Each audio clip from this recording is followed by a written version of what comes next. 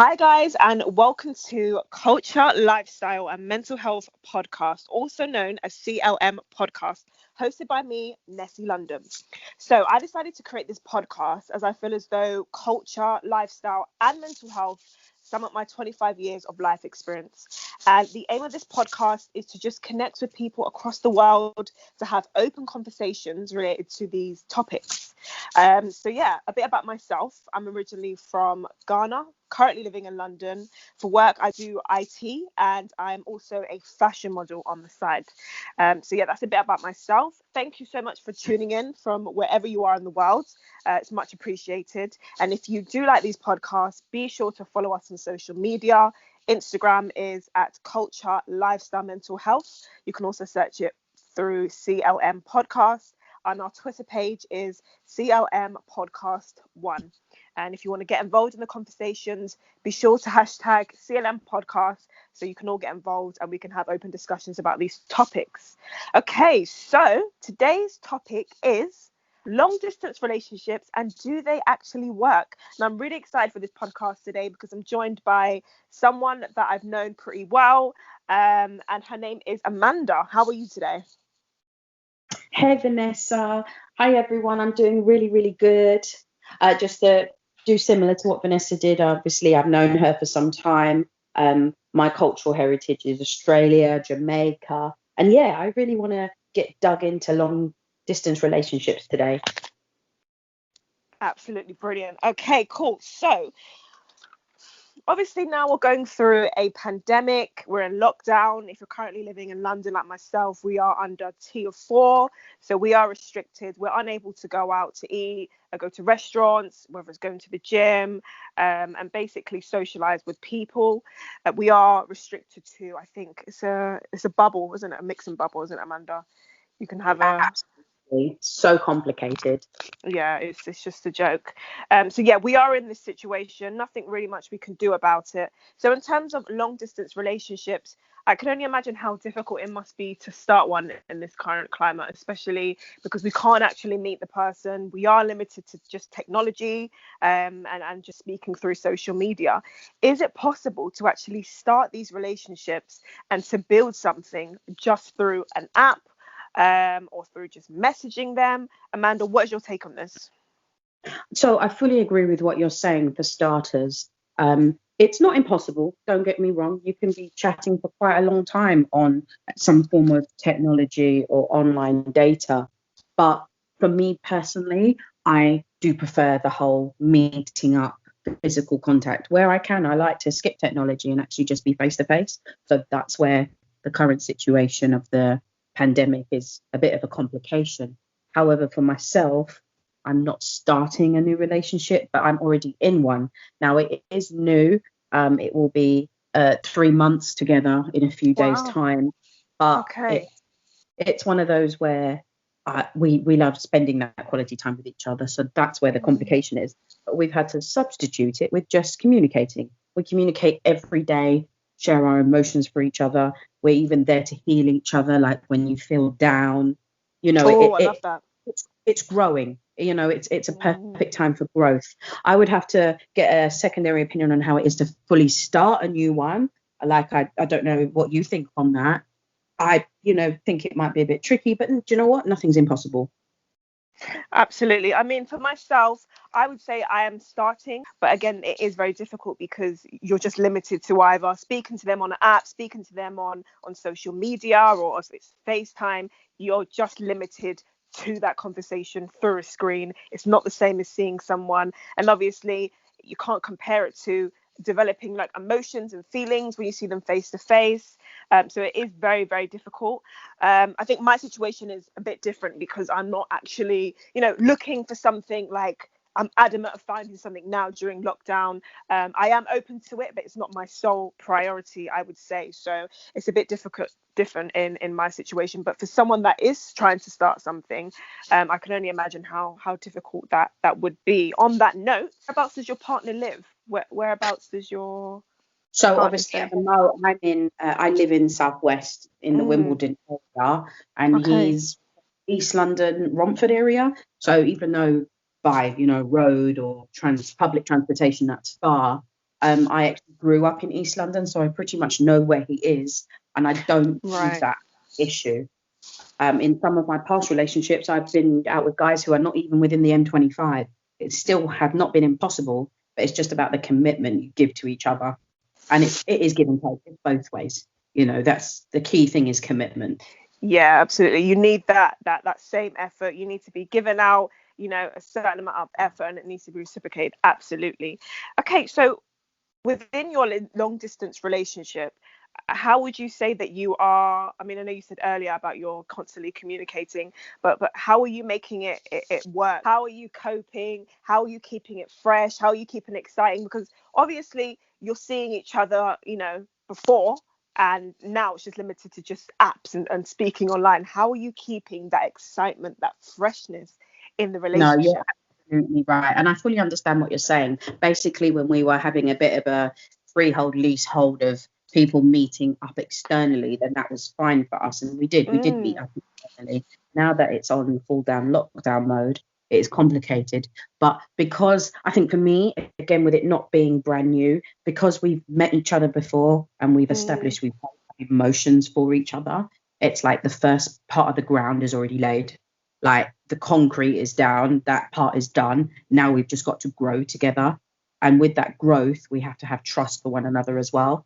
So I, for example, trust that it is just me and him. There is no like additionals or anything. And it is tricky, but it's one of those things you've just got to have that deep emotional feeling of, right, what I'm doing right? Like with trust, I trust him, and obviously he trusts me as well. And that's basically just where it has to go forward from here. Right. That is a very, very interesting point. It's funny you've said that, actually, because obviously when you're dating someone, it's fresh, it's new. Within the first, I'd say 4 weeks, that's the point where it's, fresh, it's the most exciting. You're getting to know the person, you're developing feelings and emotions. That's the point where it's like the beginning, where it's a really, really big test to find out about that person. Are they right for you? Is that person right for me? So Exactly. with distance, I can only imagine like how tricky it must be in that early stage of the relationship. But yeah, that is true. Absolutely. No, it is exactly that. And that's why the trust comes as a key, like every single day, I'm always thinking about him one way or another, even if I have got something things to do at work. And, it's just simple things like addressing that. Like Yeah. even the other day, he messaged me to say, when I saw you, I felt a really deep emotion when I left. And I was like, Mm, wow, he's telling me his deep thoughts, but at the same mm, time, mm, mm. it's love, because you actually got a weird feeling when he departed me last time. I'm like, that's love, right? Mm. But this is Absolutely. that level of communication. This is, the communication I'm looking for, not just the simple, Mm. hello, I miss you, but like those deep inner emotions. Yeah, no, I do understand. And also with trust, how would you say that you're actually working on building this trust? Because when it comes to trust, I don't know about you, but I find it doesn't really matter whereabouts you're located. Say you're within London. Let's say it's not just an overseas relationship, it's a long distance relationship. Someone lives in East London, the other person lives all the way in, I don't know, Brighton or something.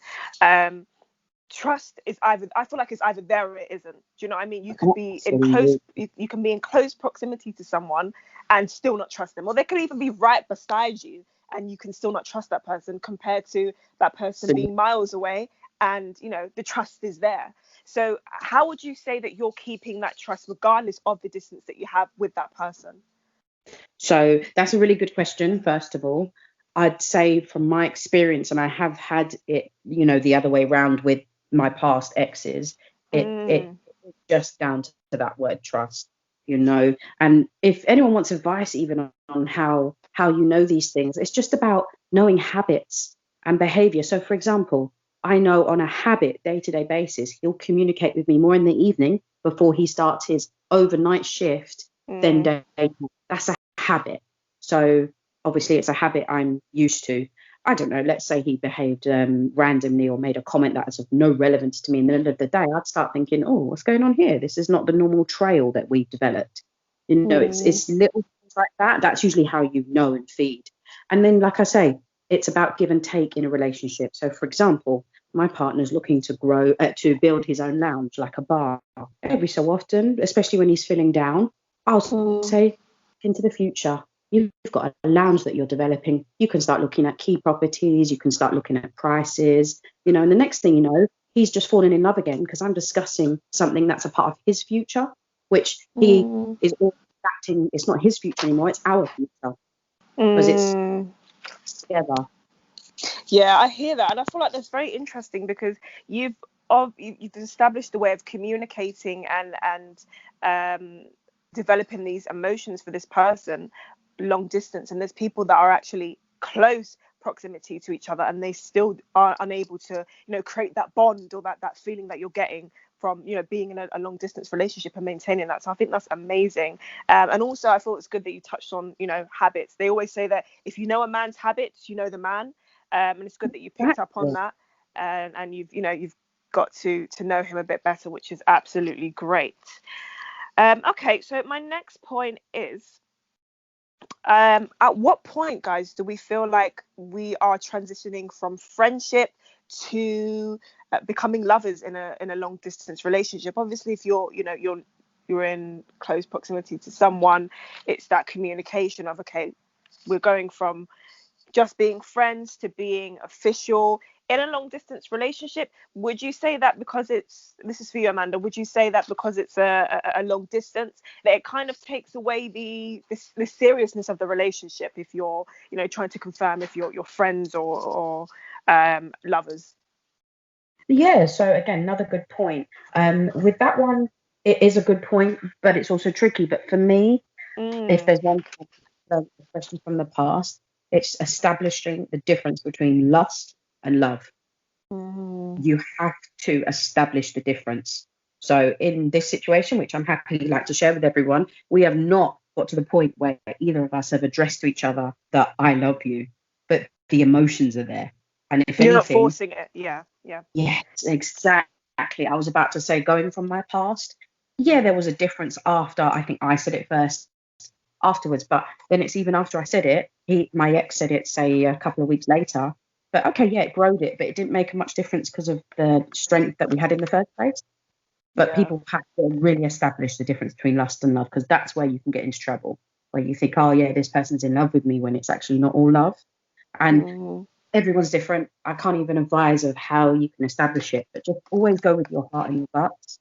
And talk to your friends as well. That's why I love the fact that this is a great podcast, because I can address advice and know what to do. And it's really, really clever. So, by doing that, you can, lead everyone in what to do and how to learn from this.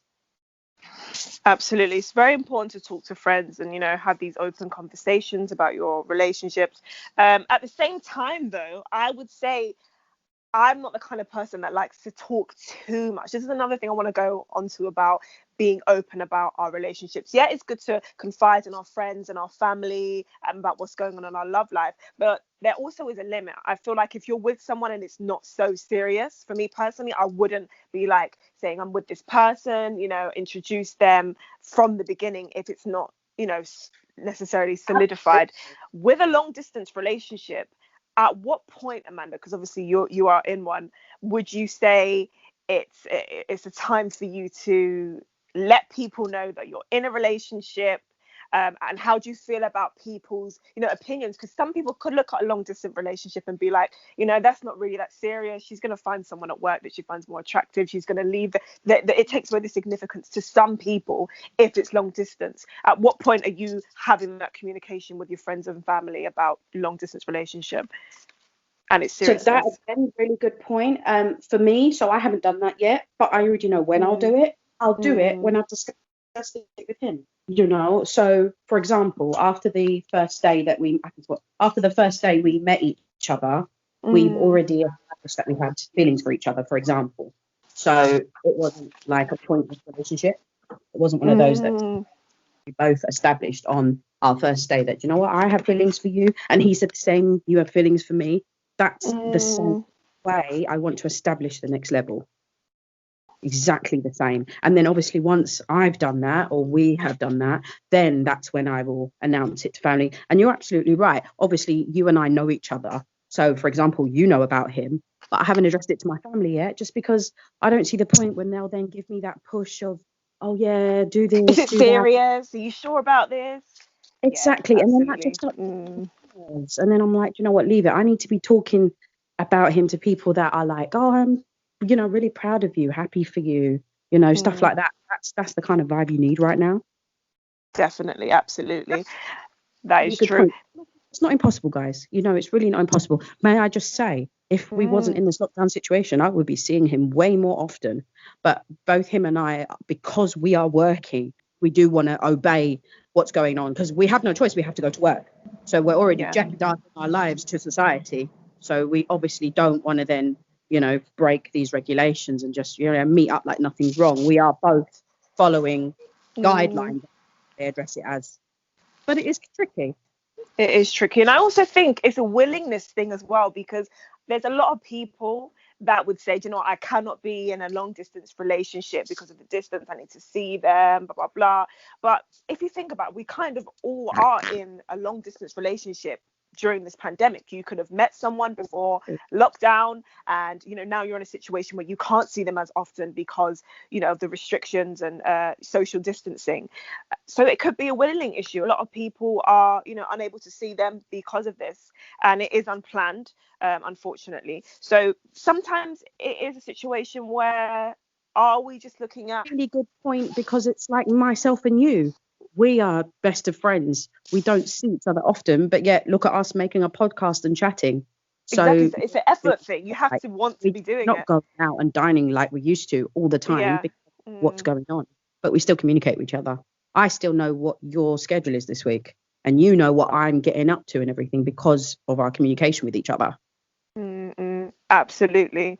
And it's definitely a big test for a lot of people. I definitely know it would be a big test for me if I was in something, but not being able to see that person during lockdown, it is difficult. And even if you are able to see someone and you're living with someone, it is difficult. Like you may be in a situation where you've never lived with someone before. Like I was sharing a house with a couple where I used to live, and they were arguing every single day. I can only imagine if you're coming home and you're not working, or you're working from home, and that person's just in your face 24/7. It is a challenge seeing that person every single day, especially if you have kids as well. It makes it even worse. And I think the domestic stats have gone up as well. A lot of people are calling in. I've actually had a relationship like that where I actually we were flatmates. So I've had a past relationship where we were flatmates and grew a relationship. It wasn't great all the time, because actually what people went, whilst I now want to be with my man, here's the other one I needed a break from. So I'd say I've had my fair share of experiences. I've done long distance, I've done short, I've done same property. It's like, all of that makes no difference. It's just about the feelings that you have for each other. Absolutely. Right. Okay. So next thing I want to go on to is mental health. And the reason why I want to touch on this is because sometimes we can feel lonely whilst we're in a relationship. And we can also feel lonely if we're in a long distance relationship. So, Amanda, what are your thoughts on mental health and dealing with long distance relationships? That's a really good point, actually. And for me, I can actually switch this round.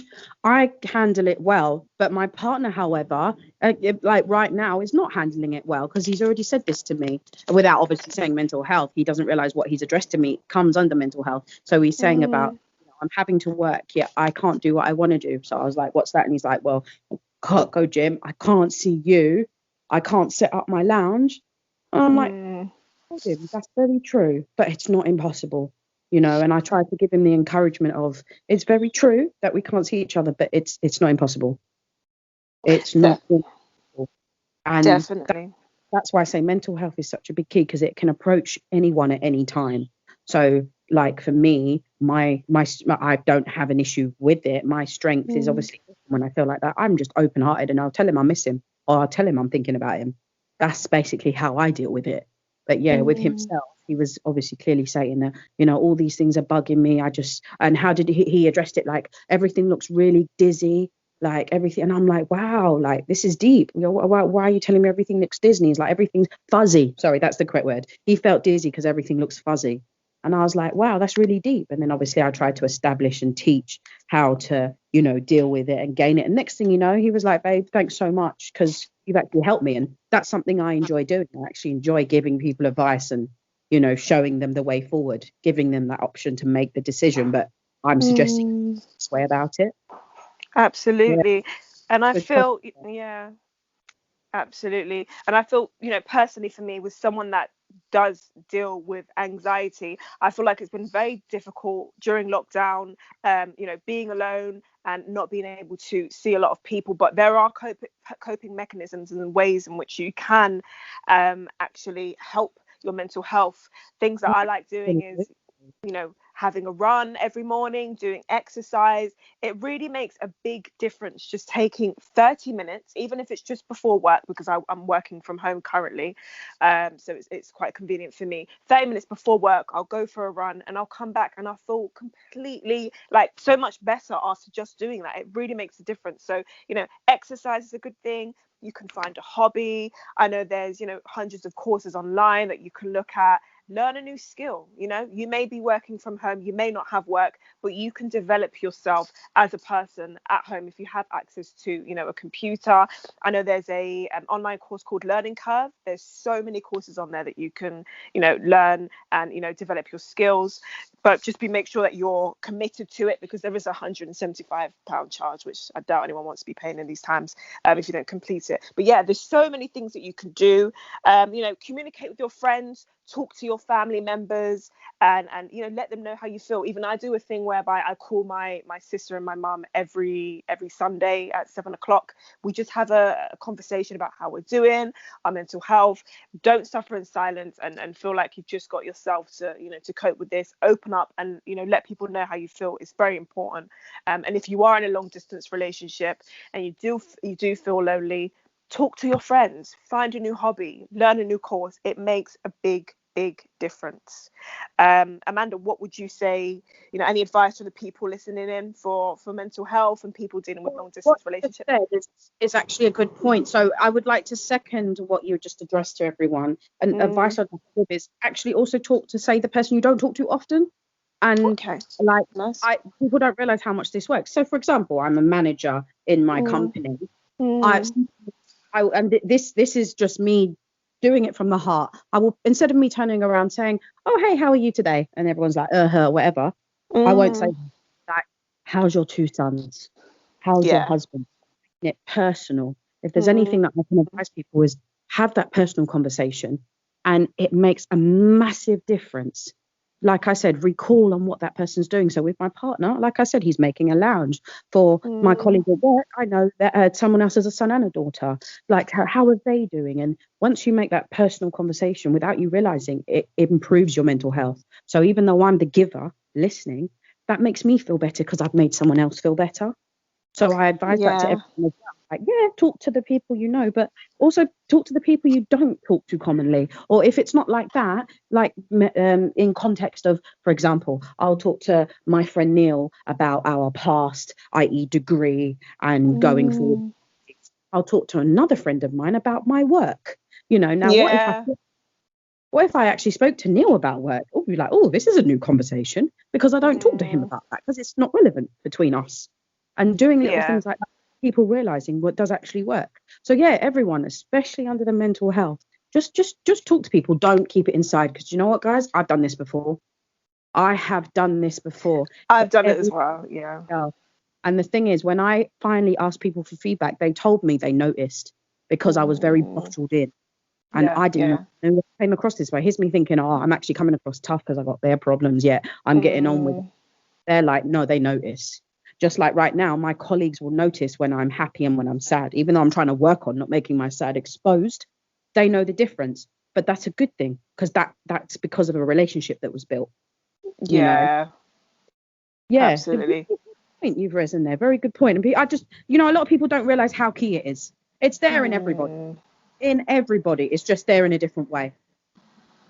Absolutely. Okay, well, Amanda, thank you so much for joining us today. I really do appreciate it. It was really good to hear your perspective on this. I really enjoyed it. Guys, just share your opinions and feelings with everybody. Exactly, absolutely. And guys, please, please, please get involved. Please use the hashtag CLM podcast on social media. DM us on Twitter, Instagram, hashtag CLM podcast. Let us know what you think. Let's have these open conversations about culture, lifestyle, and mental health. It's very, very important. And I'm really excited and looking forward to having these conversations with you guys. So yeah, follow us on social media, get involved, get in touch. Thank you for everyone so much for tuning in with us today. And I just want to leave on a quick question for you guys. What would you do if you got a job opportunity and you're in a relationship, but you have the opportunity to go to another country and work? Would you still continue that relationship, or would you end it? Please let us know. Use the hashtag CLM podcast on Twitter, also on Instagram. Make sure you mention us and get involved. So thank you for joining us. Thank you for joining in, and take care. We'll have more podcasts coming very, very soon. Goodbye.